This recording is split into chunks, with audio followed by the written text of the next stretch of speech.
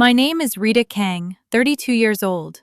For 6 years, I was project director at Sterling Development Corporation in Chicago, the family company my father built, and the place I slowly gave my life to. I didn't have some decorative job title created to make me feel important. I ran the architectural division. Every major project that made money for us in the last half-decade had my fingerprints on it. The sustainable housing development that won 3 awards, the modular construction system that cut building time by 40%, the luxury eco-residences that put our name in magazines. Those were mine. I started at Sterling right after graduation, making barely enough to afford my small apartment, and I worked like I had something to prove, because I did. By my 3rd year, I was managing 12 architects and engineers. By my 5th, my division was generating most of the company's revenue. My office had floor-to-ceiling windows overlooking the skyline, not because I was Patrick King's daughter, but because I had earned every inch of that view. Still, my father never introduced me that way. At industry events, he called my younger sister Vanessa the future face of Sterling. Me? I was our technical expert, like I was a piece of equipment that came with the building. Vanessa was 29, vice president of client relations, and somehow the most protected person in the company. She had never designed a building, never reviewed a permit application, never calculated a structural load, but she could smile at rich clients and promise them the impossible with perfect confidence. Then those promises landed on my desk like grenades. She once guaranteed a winter addition in 6 weeks when concrete couldn't cure properly in freezing temperatures. I spent months salvaging it. Another time, she underestimated a project by hundreds of thousands because she forgot materials she had personally promised. Dad praised her for closing beautifully. I was the one who quietly rebuilt the budget. That was the pattern. Vanessa sold the fantasy. I delivered something that wouldn't collapse. I told myself I was being patient. I told myself I was building a reputation, learning the business, waiting for the right time to start my own firm. Those were the lies people tell themselves when family exploitation still feels too painful to name. Then Vanessa walked into the Monday executive meeting with a signed contract and a smile that made my stomach tighten. "Close the deal," she announced. $20 million lakefront mansion. Client wants to break ground next month. Dad beamed at her, like she had just saved the company. "Excellent work, sweetheart." Vanessa slid the contract toward me. "Rita, you'll want to look at the timeline." I opened it, found the completion date, and felt the room go quiet inside my head. 90 days from permit approval. I looked up slowly. "This is a mistake." Vanessa's smile didn't move. "No mistake. That's what it took to close him." "This is an 8,000 square foot custom home with advanced environmental systems," I said, keeping my voice calm. "The foundation alone takes weeks. Custom glass has a 12-week lead time. Permits could take 2 months before we touch the ground." She waved one manicured hand. "That's why we have you." I turned to my father. "Dad, this is physically impossible. Minimum timeline is 9 months. He leaned back, disappointed before I had even finished. "I've heard impossible from you before." "Because I perform miracles inside the laws of physics," I said. "This isn't a miracle. This is fraud." Vanessa's expression sharpened. "Maybe if you spent less time making excuses and more time managing your team, we wouldn't have this problem." Something inside me went cold then. Not angry. Clear. I opened my laptop and built the real timeline in front of them. Every permit, inspection, supplier delay, weather risk, engineering requirement, curing period, and installation sequence. I ran the schedule 3 times. The result was undeniable. 267 days, almost 9 months. I compiled it into a professional report with building code citations, supplier confirmations, and comparisons to similar projects. Then I emailed it to the client, copying Vanessa and Dad. I wrote that transparency was the only way to protect quality and compliance. I hit send at 6:47 p.m. By 7:15, Vanessa burst into my office without knocking. "What the hell did you just do?" I sent the client an accurate timeline. "You torpedoed my deal!" "No, I prevented the lawsuit your deal was going to create." 2 minutes later, Dad summoned me. Vanessa was already in his office, sitting with her arms crossed and the faintest smirk on her face. Dad looked at me like I was a child who had embarrassed him in public. "You went over your sister's head." "I protected the company from misrepresentation." "You undermined her authority." "Her authority doesn't override engineering reality." His jaw tightened. "You will call the client, apologize, and tell him you were overly cautious." I looked him directly in the eye. "No." The word landed harder than I expected. Vanessa blinked. Dad stood up. "Then you're suspended. 2 weeks without pay. When you come back, you'll apologize to your sister for insubordination." For a moment, I saw everything clearly. He didn't see a daughter. He saw a resource that had stopped obeying. I nodded once. Fine. Not defeated. Finished. I walked back to my office, shut the door, and began packing. My degrees came down first, then the awards, project photos, prototypes, certifications. Everything that proved I had built something real inside a place determined to erase me. My assistant Amy peeked in, pale and nervous. "Rita, are you okay?" I gave her a small smile. "Go home early." "But tomorrow's presentation..." "It won't matter anymore." The last thing I packed was the Echo Frame prototype, the modular, sustainable load-bearing system that had saved Sterling millions. Dad loved marketing it. Vanessa loved selling it. Neither of them knew I had filed the patents in my own name through my LLC before Sterling ever used it. That was the lesson I learned years ago. Document everything. Protect yourself, especially from family. I typed my resignation letter, printed it, signed it, and placed it in the center of my empty desk where Vanessa would see it first thing in the morning. Then I turned off the lights and walked out with 3 boxes in my arms, leaving behind the office they thought was my cage. The next morning, I woke up before sunrise out of habit. For the first time in years, I didn't have 60 unread emails waiting for me, or 3 project managers asking me to solve problems before breakfast. I made coffee, went for a run along the lakefront, and watched the city wake up. It felt strangely peaceful, like I'd stepped out of a room that had been slowly filling with smoke without realizing I couldn't breathe. Around 10 o'clock, I turned my phone back on. It exploded. 49 missed calls, 37 text messages, 16 voicemails. The first few messages were almost amusing. "Vanessa, where are you? The client meeting starts in 20 minutes. Vanessa, this isn't funny, Rita. Dad, call me immediately. Amy, everyone found your resignation letter. They're panicking. By the last few messages, panic had replaced authority. Dad, the suspension is over. We need to talk. Dad, please answer. Sterling Legal Department. Miss Kang, we'd appreciate discussing the transition of your current projects.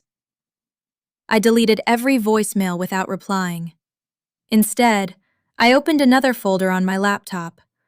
Unlike the one sitting on Dad's desk yesterday, this folder had been quietly growing for almost 3 years. Business plans, patent registrations, client contacts, licensing agreements, financial projections. Somewhere deep inside, I'd always known this day would eventually come. I just hadn't expected my father to hand me the final reason himself. My first phone call wasn't to family. It was to Daniel Brooks, senior partner at Horizon Structural Design. He had tried recruiting me twice over the past 3 years. Rita? He answered with surprise. I left Sterling. A long pause. You actually did? I started my own consulting firm. Another pause. When can we meet? The lunch meeting that followed lasted nearly 4 hours. Daniel didn't waste time pretending. Everyone in Chicago knows you're the reason Sterling became what it is. I smiled. My father might disagree. I'm not asking your father. By the end of lunch, Horizon hired me as an independent consultant at $200 an hour. Before dinner, 3 more firms had requested meetings. By Friday afternoon, I'd signed contracts worth more money than I'd earned during 6 months at Sterling. For the first time in years, every dollar belonged entirely to me. But my consulting business wasn't the move that truly frightened my family. The patents were. That afternoon, I called Patricia Kim, the intellectual property attorney who had quietly helped me protect every innovation I'd developed over the past several years. It's time, I said. I wondered when you'd finally say that. I want licensing agreements drafted. For everyone?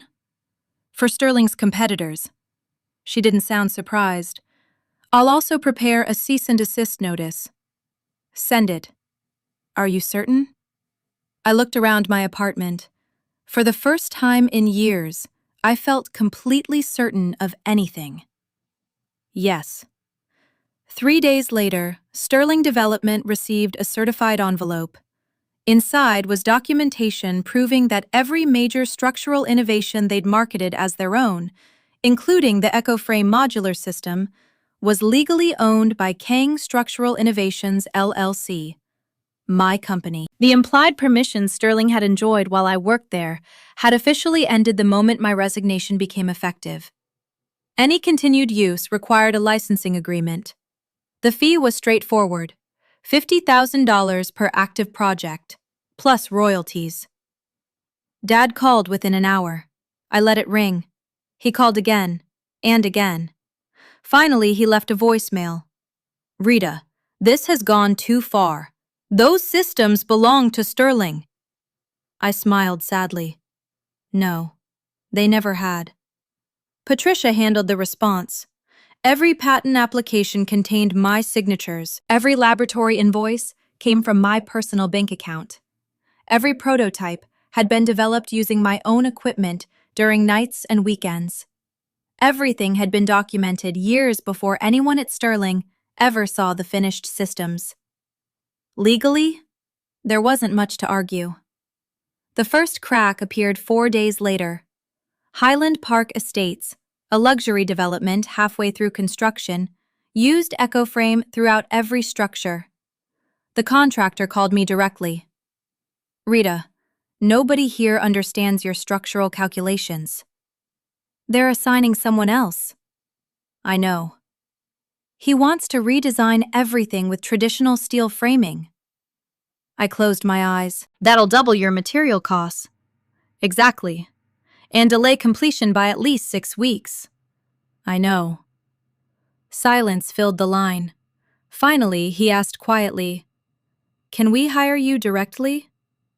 My consulting rate is $200 an hour. We'll pay it. The contract arrived that afternoon. When Dad learned the contractor wanted me instead of Sterling, he reportedly threatened legal action. The contractor wasn't intimidated. Neither was I. Patricia simply forwarded copies of my patent ownership. The threat stopped immediately. Then came the biggest disaster. The billionaire lakefront mansion. The client hired an independent construction consultant to compare Vanessa's promised timeline against actual engineering requirements. The report was devastating. Every page confirmed what I'd already warned them about. The schedule wasn't merely optimistic, it was impossible. 2 weeks later, the lawsuit arrived. Fraud, breach of contract, negligent misrepresentation. The client demanded the return of his deposit plus millions in damages after reorganizing his relocation plans based on promises Sterling had never been capable of keeping. Chicago's construction industry moves quickly. Within days, everyone knew. Suppliers became nervous. Banks became cautious. Clients began asking uncomfortable questions. Projects paused. New contracts disappeared. Then, employees started leaving. Amy called me one evening. I quit. I thought you might. I couldn't stay there anymore. You don't have to. There was a brief silence, then I smiled. I actually called because I'd like to offer you a job. She laughed through tears. I was hoping you'd say that. Amy became the first employee at my new company. A week later, Kevin, one of the junior architects I'd spent years mentoring, resigned from Sterling as well. I can't do this anymore, he admitted.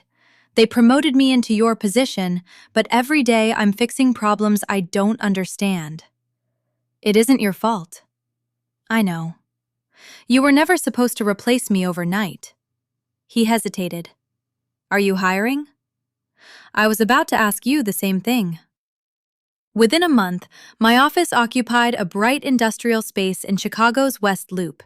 Nothing extravagant. Used furniture, simple glass meeting rooms, whiteboards covered in engineering sketches, no oversized executive offices, no family portraits reminding everyone who mattered. Just talented people solving meaningful problems together. While Sterling was drowning in lawsuits and impossible deadlines, we were designing schools, community centers, affordable housing, buildings that actually helped people. Ironically, I finally felt like the architect I dreamed of becoming, long before family business had complicated everything. But I also knew my father wasn't finished. Sooner or later, he would come looking for the one thing he could no longer force me to give. 6 weeks after I resigned, Whitmore Development barely resembled the company I had left behind. The lawsuits multiplied. 3 major clients canceled their contracts. 2 banks froze new lines of credit until ongoing litigation was resolved. Suppliers who had once extended generous payment terms now demanded money before delivering a single shipment. The Highland Park development sat half-finished behind temporary fencing. While angry homeowners threatened legal action every week, construction remained stalled. Industry magazines that had once praised Sterling's innovation were suddenly publishing articles questioning how a respected company had collapsed so quickly. The answer was simple. Innovation had never belonged to the company. It had belonged to the people who created it. Most of those people were now working with me. Rebecca Santos, one of Sterling's most talented architects, resigned after watching Vanessa blame everyone except herself for the growing disaster. I've spent 4 years watching other people take credit for my work, she told me during our interview. I don't want another promotion. I want respect. You'll have both here, I replied. Within another 2 weeks, 2 engineers and a project coordinator followed. My office slowly became something Sterling had forgotten how to build. A team. There were no family politics, no impossible promises, no meetings where facts lost to someone's ego. If an engineer said a project required 8 months, we told the client 8 months. Surprisingly, clients appreciated honesty.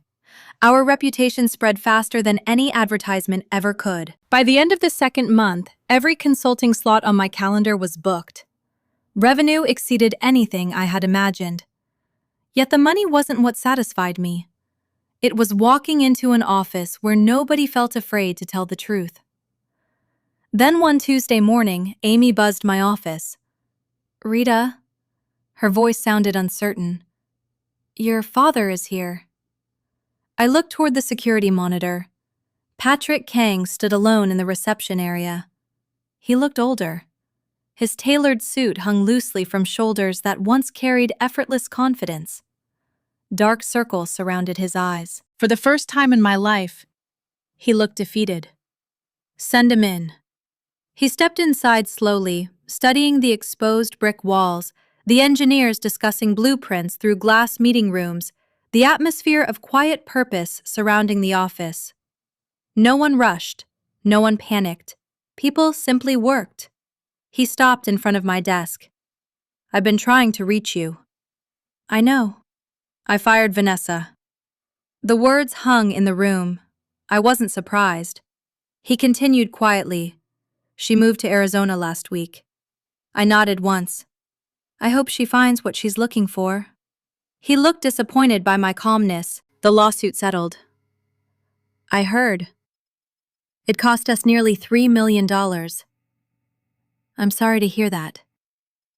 The lake house is gone. I remained silent. He finally sat down without being invited. For several seconds, neither of us spoke. Then he took a deep breath. I made mistakes. That sentence alone would have been unimaginable 2 months earlier.